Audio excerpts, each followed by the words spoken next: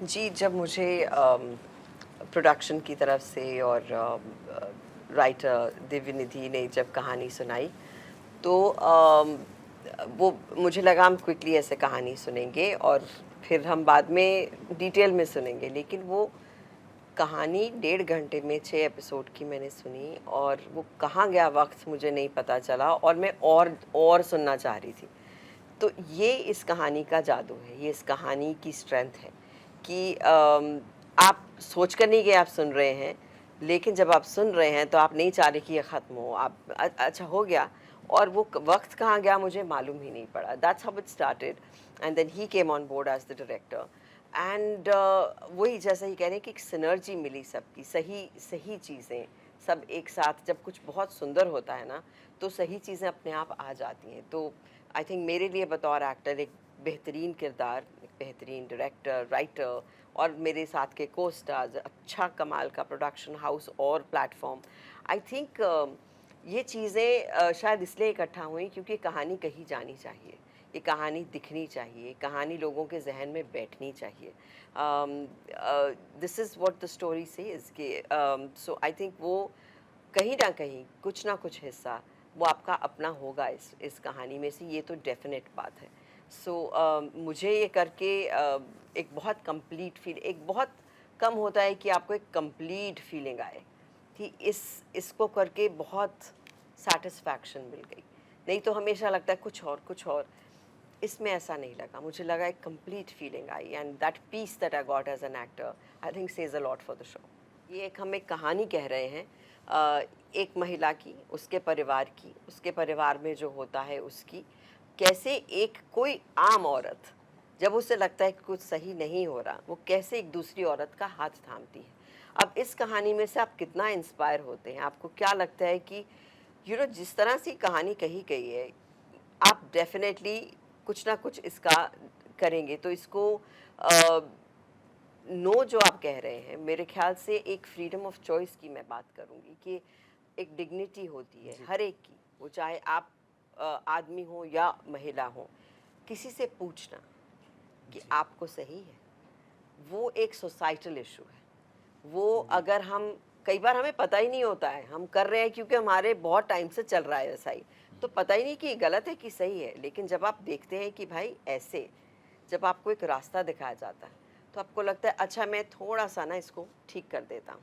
अगर ऐसा भी होगा ना, तो ये शो बहुत सक्सेसफुल है। पहले हाफ में कमलेश परिवार के साथ रहना, बाद में वो अपनी ननद का पक्ष लेती है। तो ये परिवार के साथ और परिवार से लड़ने का सफ़र कैसा था?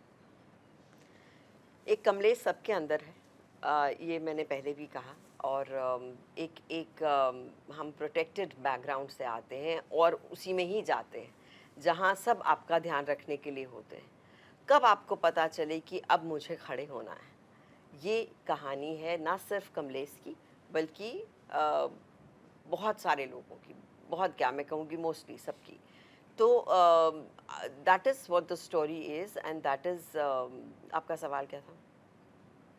कि कमलेश और दूसरी कमलेश। हाँ, तो मुझे लगता है ये सबकी कहानी वही है। आपको आपकी ज़िंदगी में एक ऐसा पड़ाव आता है जब आपको लगता है कि मुझे कुछ करना है, मुझे कुछ अलग करना है, मुझे एक स्टैंड लेना है, एक चॉइस करनी है।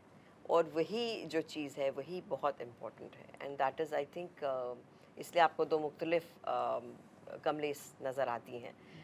एक जिसमें एक बचपना है, एक भोलापन है, एक प्यार है, दूसरे में भी प्यार है, लेकिन उसमें एक स्ट्रेंथ है जो जो वो खड़ी होती है। जी। देखिए, सोसाइटी का रिफ्लेक्शन होती हैं कहानियाँ और ये एक कहानी है जिससे मैं कहूँगी कि हम ऐसा नहीं कह सकते कि चलो इसे जनरलाइज़ ही कर दो, जी, वो नहीं होना चाहिए। ये एक कहानी है, आपको इसमें से उठाना है कि आपको इसमें कौन-सा मुद्दा, कौन-सा सब्जेक्ट, कौन-सा टॉपिक, कौन-सा सीन, कौन-सा किरदार आपको लगा कि यार ये मेरी मेरी ज़िंदगी में इससे फ़र्क आया। ये कहानी वो है। Let's take it like that story which takes up lots of things. किसी चीज़ के लिए, किसी इंसान के लिए खड़े होना, ये हमने शायद एज़ अ सोसाइटी छोड़ दिया है, कम कर दिया है। जी। अगर आपको एक कहानी प्रेरित करती है, ये कहकर कि यार ये बहुत अच्छी थी, मुझे भी किसी के लिए कुछ करना है, या शायद ये मेरे यहाँ ही आसपास हो रहा है, let me make a difference, या शायद मैं ही कर रहा हूँ या कर रही हूँ, इट विल कहीं ना कहीं आपको जागृत करेगी 100%। सो कुछ कहानियाँ होती हैं ऐसी जिन्हें आप देखते हैं और आप कहते हैं चलो यार, जी। ये वो है, चिड़ैया उड़ान है, चिड़ैया पंख है, ये हर एक को, देखने वालों को भी करने वालों को भी ये उड़ान देने वाली है। तो जिस हिसाब से देवनिधि शर्मा ने लिखी है ये पूरी कहानी, वो अपने आप में एक एक अच्छा एक मतलब काफ़ी सक्षम लिखी है उन्होंने कहानी, ठीक है।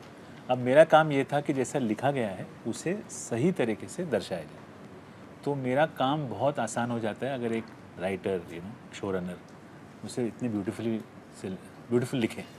तो जब मेरे पास ये कहानी आई तो मेरा काम यही था कि इसे सही तरीके से, और जैसे हम कहते हैं ना कि लेस इज़ मोर, वो ध्यान में रखकर ये किया जाए। देवनिधि शर्मा जो हमारे शो रनर राइटर हैं और वो लिरिसिस्ट भी हैं इस शो के, तो हम लोग जब बैठ के डिस्कस करते थे तो हमेशा पहले दिन और लास्ट दिन यही था कि अगर किसी रीज़न के लिए अगर ये बिज़ी होती या कोई और फिल्म करती होती, अगर ये नहीं होती कमलेश के रोल में तो कौन होता। और ट्रस्ट मी, ऐसे नहीं कि हम बैठ के इंटरव्यू दे रहे हैं साथ में बैठे, तो हमें कोई नाम ही नहीं आया, मतलब ट्रस्ट नाम ही नहीं आया, बिकॉज ये फैक्ट बात है। ये एक होता है ना कि नहीं ये चलो ये हो सकता है, बिकॉज क्या होता है कि हमने ये शो बनाना है लेकिन अगर ये खुद बिजी हैं तो कहाँ से।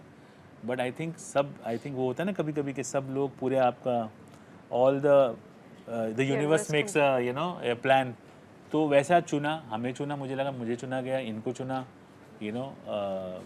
और हमें ये मौका मिला ये कहानी बोलने। एक्टर्स ने स्क्रिप्ट को अपना बना लिया था और हम लोग शायद 1-2 दिन पहले भी गए थे इस लोकेशन पर। तो वो जो घर है वो घर को उन्होंने अपना बनाकर समझकर, फॉर एग्जांपल जैसे कि किचन है, यहाँ पर बेडरूम है, हॉल है, ये सीढ़ियाँ हैं, तो वो लोग उन्होंने अपना लिया था पूरा। तो हमारा वो एक किस्म का वर्कशॉप रीडिंग में भी हो गया था और शूटिंग के पहले भी हुआ था।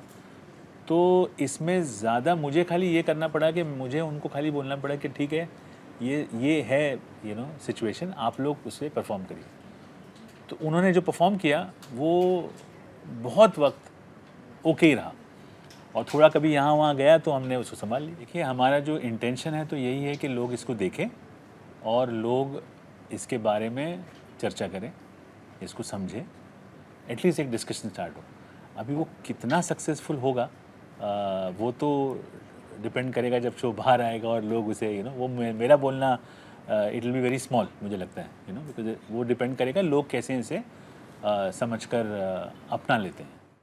ऐसा आप सोचकर नहीं करते हैं कि ये समाज के लिए कर रहे हैं, आप एक कहानी कर रहे हैं, मैं एक किरदार निभा रही हूँ, वो कहानी बहुत बड़ी इम्पोर्टेंट कहानी है, आज कही जानी चाहिए, उसे डिस्कस करना चाहिए, वो कहानी है। लेकिन आप ऐसा सोच के नहीं, मैं तो कमलेश बन गई, अब कमलेश थोड़ी सोच रही है कि मैं ऐसा करूँगी, वो अपने परिवार का सोच रही है, वो अपने उस वक्त जो भी कर रही है वो सोच रही है। मेरे लिए अगर आप कहें बतौर कमलेश, जो सबसे ज़्यादा खूबसूरत सीन मेरे 2 हैं, एक वो जिसके बारे में सब चर्चा कर रहे हैं जो सरिता जी के साथ है और प्रसन्ना के साथ है, जहाँ 3 महिलाएं एक साथ इकट्ठा होती हैं और उन्हें उसका एक अपना पावर है, उसका बहुत सुंदर पावर है। एक मेरा बहुत प्यारा सीन है जो मैं नहीं बताना चाहूँगी, बट वो हस्बैंड के साथ है जहाँ वो उसे उड़ान देता है। And I think it's beautiful to have such relationships also, जहाँ कॉन्ट्रास्ट आपको दिखता है कि एक सोसाइटी में ये भी है और ये भी है, तो आप क्या लैक कर रहे हैं वो आप उठा लें। जो दिल की बातें होती हैं ना वो सिखाई नहीं जाती हैं कभी भी, चिड़ैया दिल है, इट्स ऑल हार्ट। ये तो आपका दिल ही डिसाइड कर लेगा कि ये मुझे लेकर जाना है अपने साथ। आप जो चीज़ सीखें अपनी ज़िंदगी में वो आप इसलिए सीखें कि आपको सिखाई गई है, वो कंडीशनिंग है। जो आप दिल से सीखे हैं, जो आप करना चाहते हैं, वो चीज़ें हैं जो आप खुद करना चाहते हैं। एंड आई थिंक वो आप चुनेंगे, इसमें से खुद चुनेंगे। That is the power of this show. बाकी ऑफ कोर्स ही लाइड। जैसे आपने कहा कि ट्रेलर में आपको एक लाइन अच्छा लगा, हमें रिस्पांस में किसी को और एक लाइन शुरू का अच्छा लगा है, किसी को अच्छी है वो करेक्ट है ना। हाँ। तो ट्रेलर में ही जो कि सिर्फ 1.5-2 मिनट का ट्रेलर है, उसमें ही 3-4-5 चीज़ें लोगों ने अपना ली हैं। तो आई थिंक आर्ट का यही होता है, या किसी अच्छी स्टोरी का यही आई थिंक स्ट्रेंथ होता है कि हमारा नहीं होता वो, हम नहीं बोल सकते कि आप इसे सीखिए, वो लोगों का हो जाता है अगर उनको पसंद आए तो, अगर वो एक्सेप्ट कर ले तो। अब उसमें से वो क्या ले, वो वो कहीं उनकी जिम्मेदारी है, एंड वो Yes. I think